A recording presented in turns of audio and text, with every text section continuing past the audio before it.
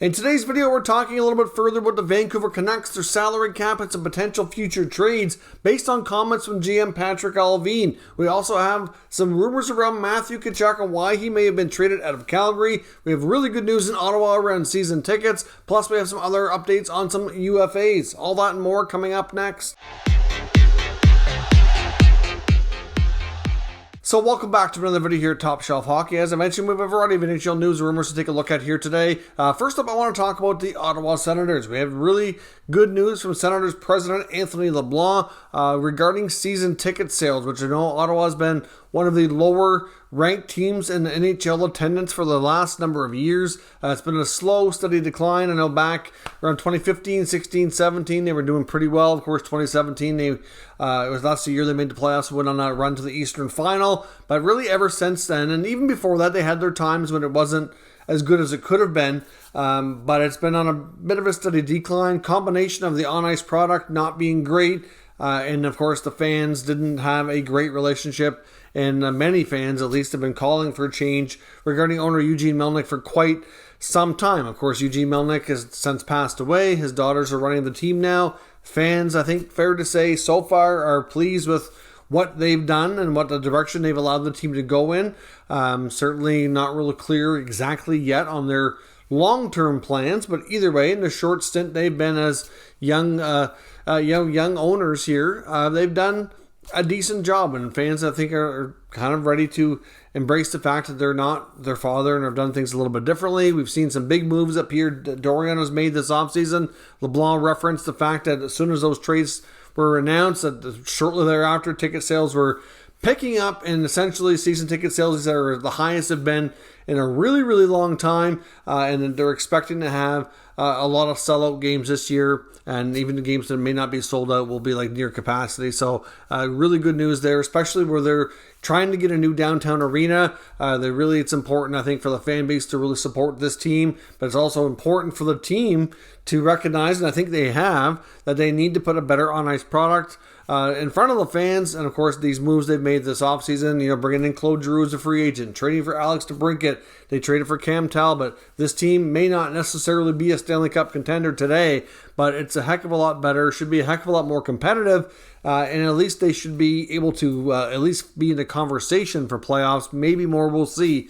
But fans are responding and ticket sales are way up, which is fantastic to see in a city and arena that has struggled, pretty roughly for the last 5 to 7 years. So things are certainly trending in the right direction. It should only continue if they're successful, taking the next steps to make that downtown arena a reality. They got some good steps so far, but they still have some key steps to take before things become official. We also got some sad news as well. Young prospect Mikael Hakkarainen, who was the Blackhawk prospect that some of you may remember the name. He was a Blackhawk prospect that went to Vegas in the Marc-Andre Fleury trade. I know a lot of people kind of refer to that Fleury trade from Vegas to Chicago as a pure cap dump, and they get nothing, but they did get this prospect in return.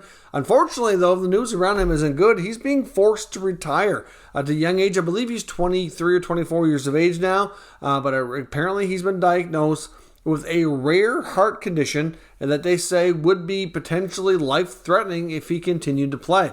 So obviously he's decided against that and is hanging him up and calling it a career at a young age without ever really getting much of an opportunity to play at the highest level. But Mikael Hakkarainen will no longer be playing hockey, will no longer be in the Blackhawks or sort of the Golden Knights prospect system here.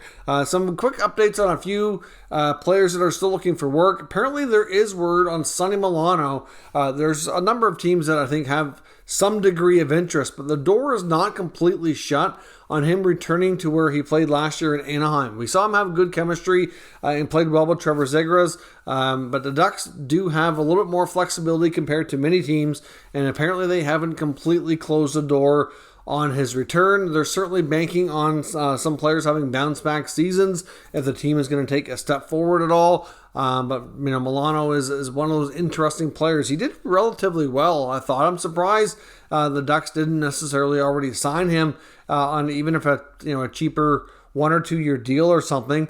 But there's certainly still a handful of teams out there looking for some players, and Milano is on the radar. Like, I have no doubt he'll get an NHL contract It's just a matter of where he's going to end up. And apparently former Canuck Jake Virtanen is gaining interest as well. There is 4 to 5 teams interested. I've seen some reports that the Edmonton Oilers might be interested as well. It seems quite likely that he's going to at least get a professional tryout. I don't know if he gets a contract, at least not right away.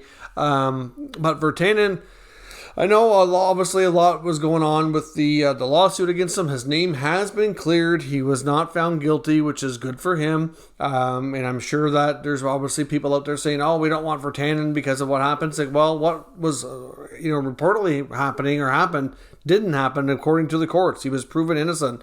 So from that perspective, nobody really should be talking bad about it. If you want to talk bad about him, talk about his lack of production on the ice. His last season or two in the NHL was not great. So the fact that he is getting that much interest does surprise me a little bit. But, at the same time, on the right contract, the right opportunity, I can see where maybe there would be a fit. So we'll see what happens. But Jake Virtanen apparently is getting some interest to make a return to the NHL. Now, there's also a crazy rumor going around about Matthew Tkachuk and his exit out of the Calgary Flames organization. We know that Matthew Tkachuk is now a member of the Florida Panthers, and he's inked to a long-term 8-year contract with big money. So obviously his time in Calgary has come to a close. That chapter has ended, and he's moved on. But there's obviously some wondering, and there's still talk out there about, why did he want to leave? Because there's been some reports that obviously Johnny Gaudreau's decision to test free agency and not return to Calgary played a role. And maybe it did a little bit, but there's some that seem convinced that Matthew Tkachuk already kind of had his mind made up. But we may never know the full story, the full truth here. But this information actually comes from a Calgary Flames current player. Now, this player is not signed, but he does a restricted free agent, so Calgary still holds his rights, and that's Adam Ruzicka. And I'm surprised in a way that he's not signed, and I'm also surprised not being signed or not signed, really, that he would even make these comments. He was on a podcast and was talking about the Tkachuk exit, and his words were that he said that Matthew Tkachuk, it was important to him to become captain, and that's something that the Calgary Flames could not do. And he feels that that could have played a role in his exit from the Calgary Flames organization. Now, of course, Ruzicka played 28 games last year, put up 10 points. His career's kind of just starting to trend in the right direction. I would think making comments like that probably wouldn't sit well with, Tkachuk, which he may not care about, but the team might not be crazy about it either. I don't know. I'm not sure how big of a deal they're going to make of this or not. I would think he would be signed, or will get signed. But still, it's something that, you don't see players talking about very often, especially that soon after something happens. Sometimes years down the road when everybody's, retired and not playing anymore. Sometimes you hear old stories or whatever, but it's a little bit unusual. Now, of course, we do know that the Calgary Flames have been without a captain since Mark Giordano vacated the team through the expansion draft to the Seattle Kraken. Of course, that happened last summer before the last season started. Of course, Seattle was first season last season. And, there was a lot of talk about who would be the next Flames captain. I honestly thought that Matthew Tkachuk would be in the conversation. There are some that, certainly have questions over the way he leads. I mean, he's a kind of player who he can drag his team into the action, drag his team into the fight. He's highly skilled, but there are times when I think you could fairly say that, his maturity level could have been questioned in his younger part of his career especially. And maybe the Flames and management and coaching staff, maybe they weren't crazy about that. I'm sure that there's lots that they loved about him. Maybe they didn't see him as captain material. I don't know. So it's hard to say if there's any truth to this or not. But to me, it seems like it's unlikely to be true. I mean, of course, I'm not obviously saying that Adam Ruzicka is lying. I mean, he must have reason to believe that that's true. And you know what? I'm sure he's probably right in thinking that Matthew Tkachuk wanted to be captain.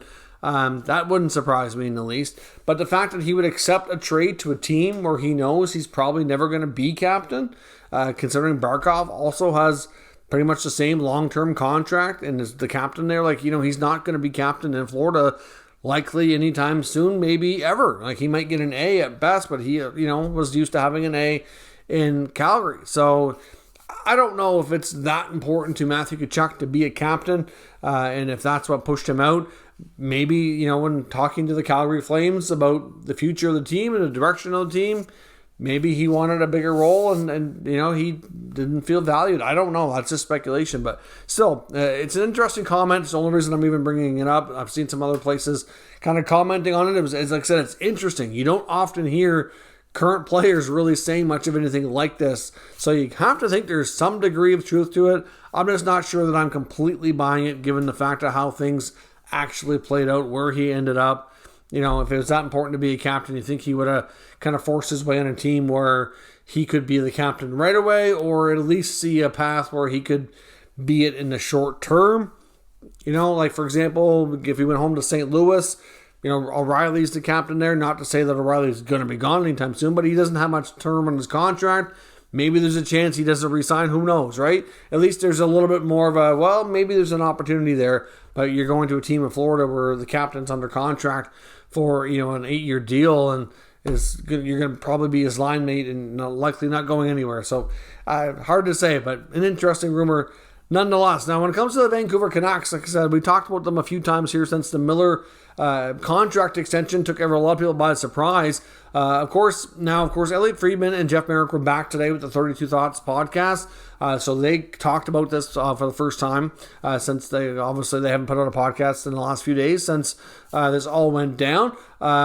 Friedman said, as far as how this impacts Horvat, Elliotte Friedman doesn't think it impacts him at all, that they still very much want to sign Bo and that deal will get done.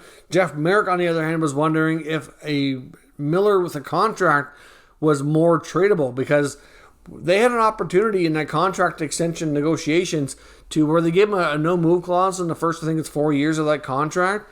They could have backdated that no-move clause and made it effective for the coming season, part of his contract that's finishing up here, and they did not. They chose to not offer that, so that means he doesn't have a no-move that kicks in for another year. So, Marek was speculating, did they do that because maybe he's more tradable now with this contract in place? But Elliotte countered that, most teams that were going to consider acquiring him or that had talked to Vancouver about trading at all would have known to get him on an extension it was going to be around that number. But Marek countered that maybe they thought it could be worse. It could be 8.5, 9 plus. At least now that it's at $8 million, they know 100% what the contract is. It could change things, and you know what? Maybe, but I don't think that Rutherford and Alvin went into that negotiation and with that in mind. I think basically Friedman said that the market kind of changed a little bit. Maybe they weren't getting anywhere near the offers they thought they would, and they said, you know what? We need to get this taken care of. We need to get them signed. Let's go another direction. They changed their offer, up the ante, and they got a deal done. Apparently, it all came together extremely quick. But Patrick Allvin also talked today as well, and now he mentioned their core group of players, and he mentions their goalie Thatcher Demko, their top defenseman and Quinn Hughes, and their three centers Pettersson, Miller, and Horvat. So obviously mentioning Horvat in that core group that's important for the future tells us that they still very much want to get a deal done for Bo and extend him, and I believe that to be the case. Although, like I said, negotiations are not done until they're done, and if they can't come to terms on money, then, it might be tough and difficult. But a couple of players, especially one in particular that was not mentioned as being a part of the core, was Brock Besser. So you got to think that there's, and Friedman and Marek talked about this today too in the podcast, that if Miller's staying, then somebody else has to go. They have to shed money. They either need to shed, another significant contract besides him, or a couple of smaller ones, or something. Something's got to give. They need to create some flexibility here, and that's what they talked about all offseason. And then they completely changed gears and went in another direction. So, of course, not mentioning Besser, that they got him signed, but I do wonder if he's. Depending on how his performance goes this year, could Besser be a trade candidate? Of course, Connor Garland has already been kind of mentioned in there as well. When Friedman and Marek talked about the fact that it's not going to be Pettersson, it's not going to be Horvat, it's not going to be Miller, it's likely going to have to be somebody else. And they talked about Garland a bit, mentioning how much attention he's had before. So I do wonder if Besser or Garland ends up being the guy that goes. You have to think with Brock Besser being a winger, he would be a little bit easier to replace than one of their centers. I know he had a tough season last year with everything that was going on with his dad. If he comes back and performs a little bit better, his trade value will be up. I do wonder how things will go. But like I said, with the Canucks, it kind of signals with signing Miller that they're going like all in, trying to win now, like going all in on win now mode. And that seemed surprising to a lot of people, including Elliot and Jeff on his podcast. It kind of, if you look at the division they're in, it's not going to be easy. Like I said, you're bound to have like teams like Edmonton, Calgary, Vegas, LA that you're battling with. There's far from a guarantee you can get into the playoffs. And that's something that Rutherford harped on about, is that this team needs to be further along in the process before they can be a maxed out cap team. And now he takes them in that direction anyway. So let me know, with Besser's name not being mentioned as being part of the core group by GM Patrick Allvin today, could he be a potential trade piece that they might consider moving instead? And what are your thoughts on the Matthew Tkachuk rumor, especially that he might have been traded out of Calgary because they would not give him the C? Is there any truth to that? Or do you think the player that's talking about it, in this case Adam Ruzicka, might not have the full story accurately? So let me know what your thoughts are. We'll talk about it in the comments. If you're new to the channel, of course, make sure you subscribe and stick around. We'll keep you up to date with the latest news, rumors, and analysis on all 32 NHL teams. Thank you for watching, and I'll catch you next time.